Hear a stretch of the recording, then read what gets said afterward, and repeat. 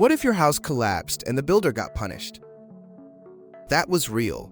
Welcome to 33 ridiculous housing and building codes from the past. These ridiculous rules shaped housing, building, and city life for centuries.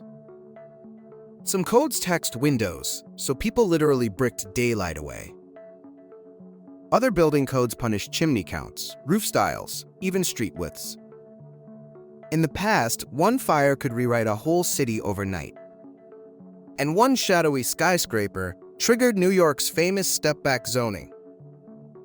Every story sounds fake until you hear where it actually happened. Stick around, because the next code gets even more absurd. Hammurabi's code made builders liable for collapsing houses. In Babylon, a bad build could ruin your whole family. Around 1750 BCE, King Hammurabi carved laws into stone. Builders weren't just fined, they faced brutal personal accountability. If a house collapsed, the code blamed the builder first. A fallen roof could cost him property, freedom, or worse. That threat pushed crews to test bricks, beams, and foundations. It also terrified clients, because mistakes were everyone's business. Imagine signing a contract where your life backs workmanship. Thousands of years later, it still feels like extreme building code. 2. Augustus capped Roman apartment blocks at 70 feet. Rome's apartment boom got so tall it scared emperors. In the 1st century BCE, insulae packed renters above shops. Wood floors, narrow stairs, and oil lamps made fires jumpy. Augustus ordered citywide height limits, about 70 Roman feet. Landlords hated it because extra floors meant extra rent. So, some builders cheated, stacking stories anyway in crowded blocks. Strato joked other cities had towers nearly matching Rome's. Tenants on top paid less, but climbed like mountain goats. The rule shows how early safety fought pure real estate greed. 3. Trajan cut Roman building heights after deadly collapses. After more collapses, Rome tightened the screws on builders. By Trajan's reign, complaints piled up about shaky insula walls. Officials cut the cap again, down to 60 Roman feet. That sounds technical, but it meant fewer risky attic rentals. Owners fought back by squeezing rooms and skipping stone reinforcements. Fire brigades hated mazes like stairwells that trapped smoke fast. Inspectors could cite you, but enforcement lagged behind profits. Meanwhile, Rome's skyline stayed jagged, with rules and loopholes. It's zoning drama, just with togas and donkey carts. 4. Nero's post-fire Rome rules tried to prevent urban infernos. One wildfire turned Rome into a laboratory for fireproof planning. In 64 CE, the Great Fire raged for days. Emperor Nero faced fury, rumors, and a city of ashes. Rebuilding rules widened streets and pushed homes off tight corners. They favored brick and stone, not quick timber frames. New porticos created covered walkways, but also safer fire break space. Developers grumbled, yet fresh streets made firefighting actually possible again. Nero still built the Domus Aurea, which looked suspicious. So a safety code became tangled with politics and vanity. 5. London's Great Fire forced brick and stone rebuilds. A single bakery spark helped flatten central London in 1666. Samuel Pepys watched flames race along timber houses and warehouses. Parliament pushed brick and stone, ditching dangerous wood frames. Surveyors classified homes into types, controlling stories and thickness. Christopher Wren proposed grand plans, but property lines fought back. Still, streets widened, and party walls slowed fire's sideways sprint. Builders rushed for profit, yet inspectors could halt illegal work. 6. London banned overhanging upper floors after 1666.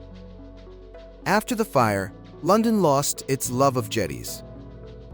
Medieval houses used upper floors that stuck over the street.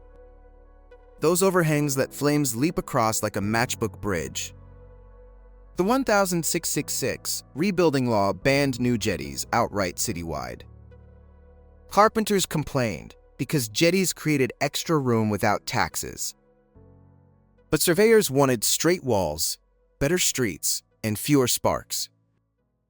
Owners rebuilt with flat facades, making lanes feel suddenly wider. It's funny, a style choice was really emergency engineering. Walk old streets today, and that ban is still visible. 7. London limited stories to fight crowding and fire. London's rebuild came with a surprise: fewer floors allowed. After 1666, Parliament set house categories with maximum stories. Tall stacks meant more weight, more smoke, and more collapse risk. Builders tried adding hidden attic rooms to dodge the limits. Surveyors walked job sites, measuring wall thickness like detectives. If your walls were too thin, you rebuilt them from scratch. That slowed projects, but it also cooled arguments between neighbors. It's early urban planning, powered by fear of flames. And yes, it also kept the rich from towering over lanes. 8. London required doors and windows recessed 4 inches. A tiny detail changed London facades. Windows had to sit back. By the 1770s, lawmakers worried flames ran along flush frames. The 1774 Building Act demanded sashes recessed about 4 inches. That setback reduced exposed timber, like tucking matches into a drawer. It also created deeper reveals, changing shadows on Georgian streets. Builders grumbled, because moving frames meant rethinking brickwork details. But fire insurers loved it, and premiums quietly followed. Next time you see a recessed sash, remember its safety. London hit a fire break in plain sight, 1 inch at a time. 9. London banned timber cornices and raised brick parapets. London literally chopped off fancy wood trim to stop fires. After repeated blazes, Westminster rules targeted projecting timber cornices. Early 1700s acts pushed brick parapets above roofs, hiding wood. A parapet is that low wall edging a roofline. When flames hit, parapets slowed spread between adjoining attics. Carpenters lost business, but masons got steady, safer work. Some homeowners hated the look, calling it boxy and plain. Yet the city preferred ugly and standing over pretty and burned. Those brick edges became London's quiet signature of survival. 10. Medieval London's nuisance court, policed privies and gutters. Medieval London punished bad plumbing before it was called plumbing. In the 1300s, the assize of nuisance heard neighbor against neighbor. Cases accused people of leaking privies, blocked gutters, and stinking ditches. Jurors walked alleys, literally inspecting slime between walls and drains. A landlord could be ordered to rebuild a latrine away from wells. Sometimes a neighbor's new window was banned for overlooking filth. The court cared about public streets because waste ran downhill. It's oddly familiar, like HOA fights, but with sewage. Those rulings show cities regulated hygiene long before modern sewers. 11. Medieval London outlawed thatched roofs after the 1212 fire. A medieval firestorm made London declare war on thatch. In 1212, a huge blaze erupted near London Bridge. Crowded wooden homes and straw roofs fed the flames relentlessly. City leaders banned new thatched roofs inside the walls. People still loved thatch because it was cheap and warm. So some quietly hid it in alleys, hoping inspectors missed. Fires kept exposing them, turning one spark into neighborhood panic. The ban pushed tiles and shingles, reshaping roofs across London. It's early fire code, written by people who smelled smoke daily. 12. Worcester banned thatched houses and timber chimneys inside walls. Worcester's leaders feared a citywide torch more than taxes. By 1467, Worcester issued rules against thatch within city walls. They also targeted timber chimneys, basically wooden fire tubes. A spark in a flue could race upward like a fuse. Officials wanted masonry chimneys because brick contains heat better. Homeowners grumbled since brickwork cost more than reeds and clay. But Worcester had seen fires jump from roof to roof quickly. So building rules became a shield, not a style preference. Today, that ban reads like medieval risk management, surprisingly modern. 13. Edinburgh capped buildings at 5 stories after fires. Edinburgh's Old Town grew upward until fire made it pause. Tall tenements lined the Royal Mile, stacked tight in stone. Those rules limited heights, often rebuilt as plain 5-story blocks. After the 1824 Old Town fire, Thomas Hamilton pitched improvements. He promised wider routes for people, carts, and firefighters alike. Merchants resisted demolition, but smoky ruins made arguments weaker. Rebuilding produced safer profiles, even if rooms stayed cramped inside. Edinburgh learned that height isn't pride when stairwells burn. 14. New York tenements had to add fire escapes in 1867. New York tenements turned into vertical traps when fires started. After mid-1800s blazes, lawmakers pushed the Tenement House Act. In 1867, rules demanded fire escapes and basic fire safeguards. Landlords tried flimsy iron ladders, bolted like afterthoughts outside. Tenants tested them in panic, gripping rails hot from smoke. Still, the idea spread: give people a second way down. It was crude, but it forced landlords to think beyond rent. Those exterior stairs became the city's rusty symbol of reform. 15. New York forced tenement windows to face fresh air. New York banned windows that opened into nothing but walls. Old tenements used interior rooms, ventilated by doors and hope.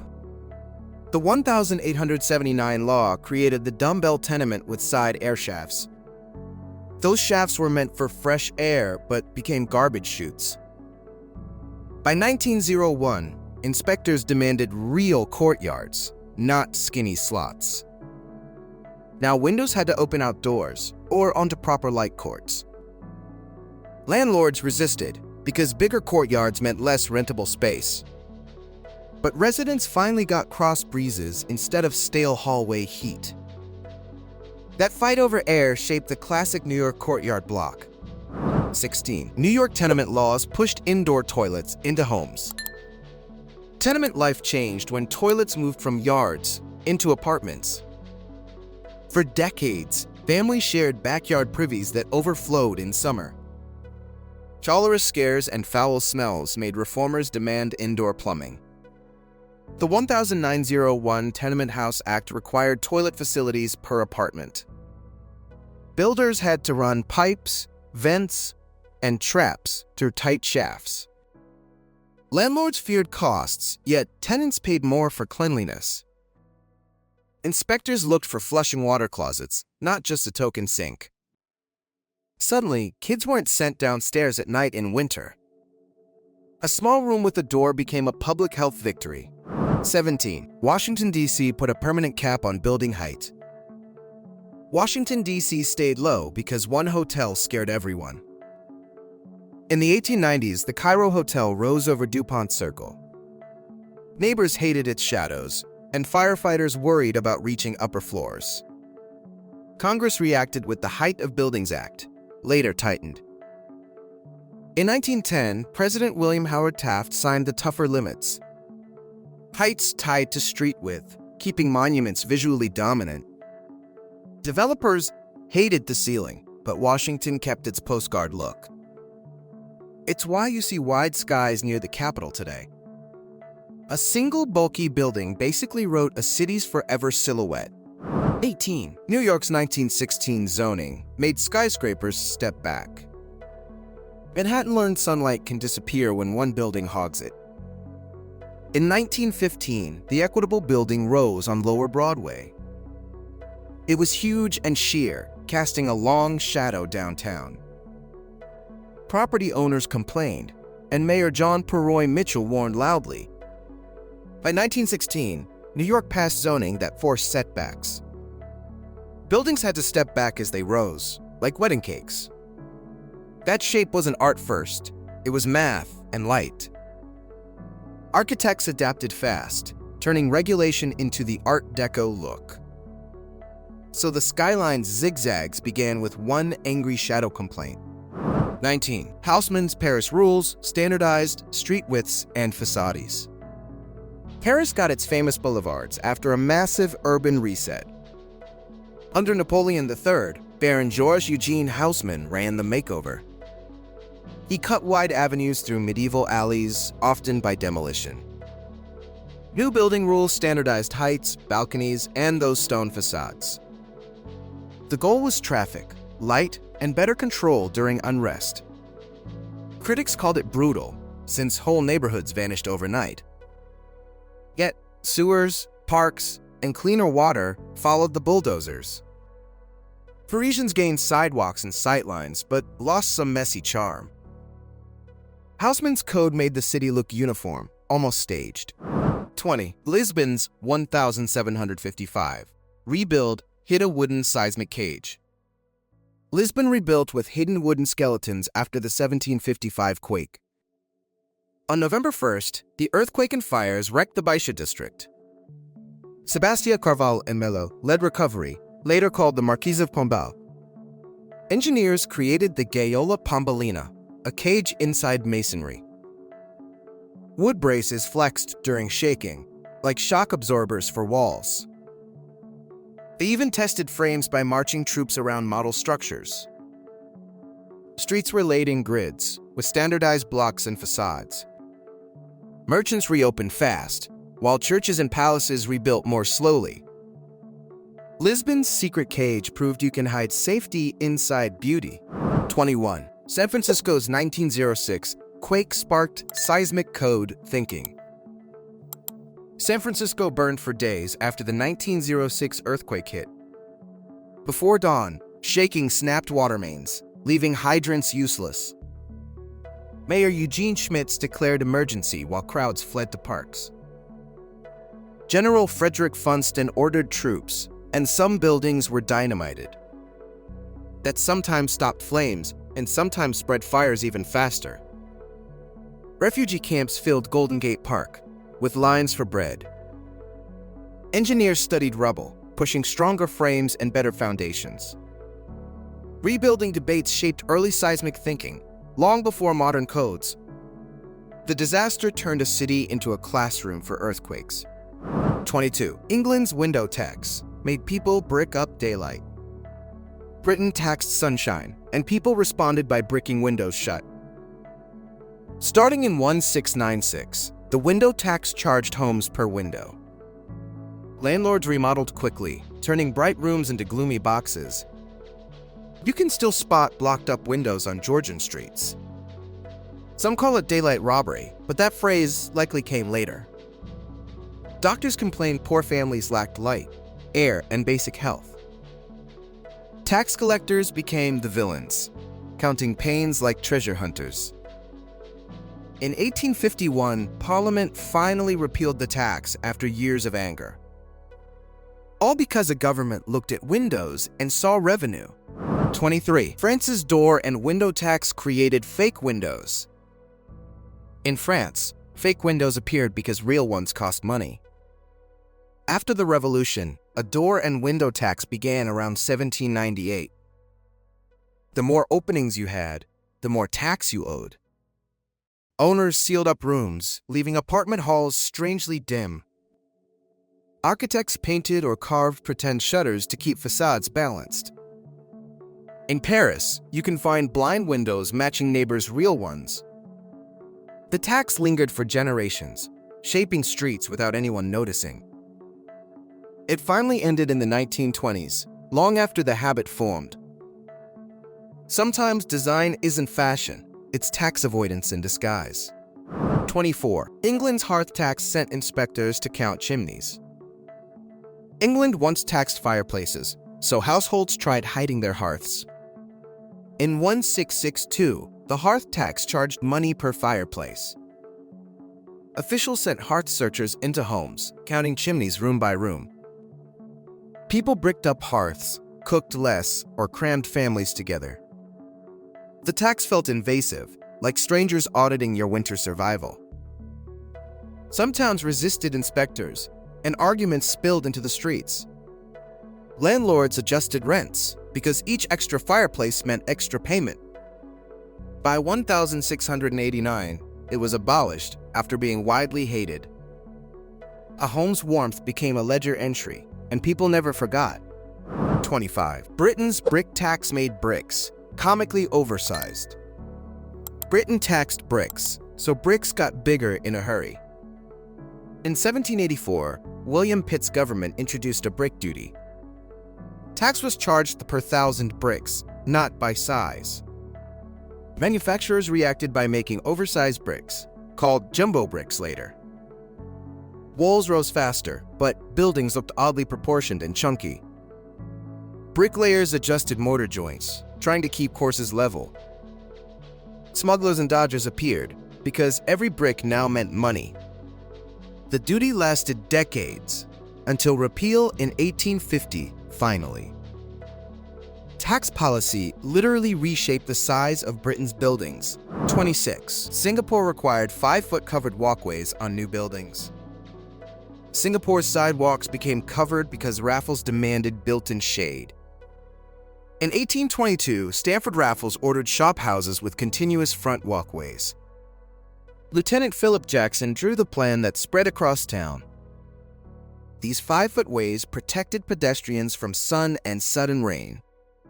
But hawkers loved the shelter too, and they moved in.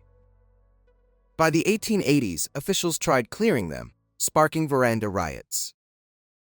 Merchants argued, residents shouted, and the walkway became contested space. Still, the rule shaped Southeast Asian streets into long shaded tunnels. A tiny planning note turned into Singapore's most recognizable street feature. 27. Ito ordered roof tiles and even paid subsidies. Ito tried tiles to fight fires, then banned tiles briefly. After the Maireki fire, falling tiles hurt people during chaos. In 1720, Shogun Tokugawa Yoshimune reversed course and promoted tiles. He offered grants and tax breaks, making fireproof roofs affordable. Merchants rushed to re-roof because a tiled home advertised stability. Tile makers expanded kilns, shipping kawara by barge along canals. Neighborhoods argued about costs, but memories of smoke settled debates. Soon, the city glittered with glazed ridges instead of straw. A policy flip turned rooftops into Ito's first mass safety upgrade. 28. Ito made shopkeepers keep water buckets outside. Ito didn't wait for hoses. It staged water everywhere. In 1661, the shogunate ordered pails outside shops and homes. Merchants kept wooden buckets filled, ready like street-side alarms. When a bell rang, neighbors formed lines and passed water fast. Firefighters called Hikeshi focused on tearing roofs before flames spread. Buckets mattered because pumps were weak and pipes were scarce. If you forgot your pail, your street might blame you publicly. So prevention became a neighborhood sport, with water as the equipment. Those simple buckets helped wooden Tokyo survive a long fire season. 29. Ito cut wide fire break roads to stop flying embers. Ito rebuilt itself with empty spaces on purpose, like scars. The Great Fire of Maireki, in 1657, devastated huge districts. Tokugawa officials widened roads and created fire break lots called hiokechi. They even moved temples and daimyo estates to open safer corridors. Wide avenues stopped embers from hopping roof to roof in wind. Merchants complained about lost plots, but fire breaks saved whole blocks. Some firebreak land became markets later, once the danger faded. So disaster planning doubled as city planning, whether people liked it. Modern Tokyo still carries hints of those Meidaki-era cut lines. 30. London regulated buildings within 40 feet of the Thames. After 1666, London even regulated how close you built to water. The Rebuilding Act set rules for buildings within 40 feet of Thames. So builders had to respect lines, not just shove outward for profit. Some tried sneaky extensions, but surveyors could mark them for removal. The Thames became a planning boundary, like a ruler on a map. Safety and shipping shared the riverbank, whether merchants liked it. 31. London could demolish any new house built off code. London's rebuild law had teeth. Your new house could vanish. Sir Matthew Hale helped draft the 1666 Rebuilding Act. Imagine finishing a roof, then officials order demolition the next day. That threat forced builders to follow brick sizes and wall thickness. It also sparked disputes because neighbors reported shortcuts for revenge. Still, demolition power turned codes from advice into actual control. 32. Bristol hired inspectors to stop buildings taking streets. Bristol treated streets like public property, not expandable storefronts. As the port boomed, merchants built steps and stalls into lanes. Inspectors measured projections, ordering owners to cut back overhangs. A few inches mattered because carts and crowds needed room. Some shopkeepers argued tradition, but the council cared about traffic. Fights got heated when fines hit, especially near busy market crosses. Bristol's solution was simple: enforce rules before streets disappear. It's medieval code, yet it sounds like modern sidewalk battles. 33. Dublin's Wide Streets Commission bulldozed medieval street mazes. Dublin's medieval maze got sliced open by a powerful commission. In 1757, the Wide Streets Commissioners gained authority to buy and clear. They carved Parliament Street, linking Dublin Castle toward the River Liffey. Later came Westmoreland Street and D'Olier Street, straightening traffic flows. Houses vanished, and new Georgian fronts appeared like stage sets. The commission even built Carlisle Bridge, now known as O'Connell Bridge. Property owners fought compulsory purchase, but the maps kept advancing. Dublin got wider streets, but lost tangled lanes full of stories. City planning arrived with paperwork and a wrecking crew behind it. Britain outlawed back-to-back houses as unhealthy fire traps. Industrial Britain built houses with no back windows, then regretted it. Back-to-back homes shared a rear wall facing only one way. In Leeds and other mill towns, rows packed workers near factories. Air stayed trapped, and outbreaks spread faster through damp rooms. Reformers pushed inspections, and newspapers printed shocking housing reports. By 1909, the Housing and Town Planning Act banned new ones. Existing streets remained, so some back-to-backs still stand today. A cheap layout taught Britain that ventilation is not optional. London made builders submit plans to district surveyors. London eventually required paperwork before bricks could even touch ground. In 1844, the Metropolitan Buildings Act created district surveyors across London. Surveyors checked wall thickness, party walls, and street alignment details. If plans failed, work stopped until changes were approved. That slowed speculative building, which annoyed investors chasing quick flips. But it also reduced disasters because bad designs got caught early. Returns and fees created records, letting London track what was built. Today's permits feel modern, but London was doing it long ago. After fires, cities forced slate or tile roofs. After big fires, towns often rewrote roofs first, not streets. Thatch was cheap, but it burned like a dry field. London's rebuilding acts pushed slate and tile, especially on main streets. After Warwick burned in 1694, Parliament copied London's stricter approach. Owners had to re-roof even if the new materials cost more. Tile makers benefited, while farmers lost income from selling straw bundles. Roofs got heavier, so walls and rafters sometimes needed strengthening. But once a town survived one winter, people noticed fewer sparks. A roof choice became a public safety decision. City after city,